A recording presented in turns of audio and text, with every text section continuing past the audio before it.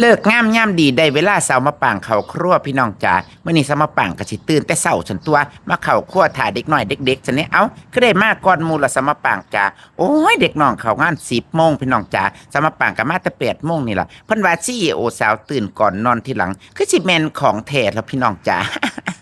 ตื่นก็ตื่นก่อนบ้านก่อนเมี่ยงเพิ่นมาเฮ็ดงานก็มาเฮ็ดก่อนหมู่เลิกก็เลิกรุ่นหมู่นี่ล่ะของแท้จ้าเอ้าเว้าหลายใหญ่ห้างสมปางก็สิต้มน้ำสต๊อกไว้ท่าเด็กๆทีมงานท่าเซฟใหญ่สมปางจ้าเอ้าจะบ่แม่นเซฟใหญ่ติสมปางจ้าโอ้ข่อยก็เป็นเซฟคือกันอยู่พี่น้องจ้าแต่ว่าข่อยก็มีเซฟอีกผู้นึง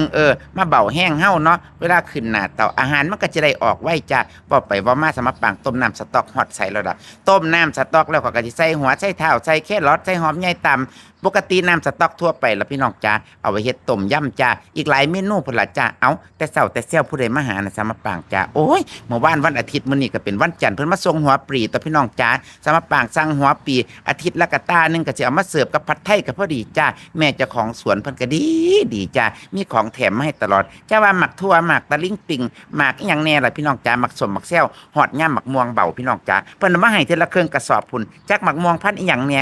สวนเพิ่นก็ชี้ใหญ่เติบอยู่ดอกเพิ่นเว้าสู่สามปางฟังไปเฮ็ดสวนตั้งว่า13 ไร่พะนะสวนกล้วยก็เลยได้กล้วยมาเสิร์ฟกับผัดไทยแบบฉ่ำๆนะจ้าเอ้าข้าตะเว้าเลี้ยงสวนคุณยายก็มาหุงข้าวเป่าไฟส่วนตัวโอ้หุงแต่ข้าวดอกพี่น้องจ้าบ่ได้เป่าไฟจ้า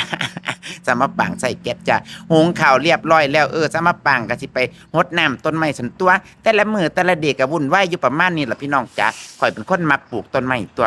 ร้านอาหารข่อยเขาว่าแม่นอันมะปางพืชพันธุ์คือสิบ่แม่นครัวมะปางแล้วล่ะมะปางพืชพันธุ์เดี๋ยวไปสักก็มีแต่กกไม้ทั้งไม้ดอกไม้หยังแม่หยังมาอีกละจ้าโอ้ยแต่เช้าแต่เสี้ยปานนั้นมันก็มาส่งของซั่นตัวส่งกุ้งส่งหยังเว้าเลี้ยงกุ้งใกล้สิฮอดปีใหม่แล้วกุ้งก็จะแม่นขึ้นราคาเนาะพี่น้องจ้าโอ้แต่ก็บ่เป็นหยังดอกจ้าให้อันลูกค้าสมปางได้กินของดีก็บ่เป็นหยังดอกเนาะแล้วปีใหม่มันก็สิราคามันก็สิลงดอกจ้าพุ่นน่ะมันก็สิอ้างต้นไม้จ้าสาวมะปางพืชพันธุ์จะว่าดอกกล้วยไม้จะว่าดอกเพ่งพวยจะว่าดอกบัวดอกหยังนะโอ้ยมักคักมักแน่ก็แม่นดอกไม้เลยพี่น้องจ้าแต่ว่ามันก็ล่มลื่นได้ล่ะจ้ากันเปิดร้านอาหารมีดอกไม้ห้อยก็ต้องกระแตงมันก็เป็นสีอันสบายหูสบายตาเนาะเอาเว้ามาแล้วจ้าเซฟสาวดาวลั่นดวงเข้ามาแล้วจ้า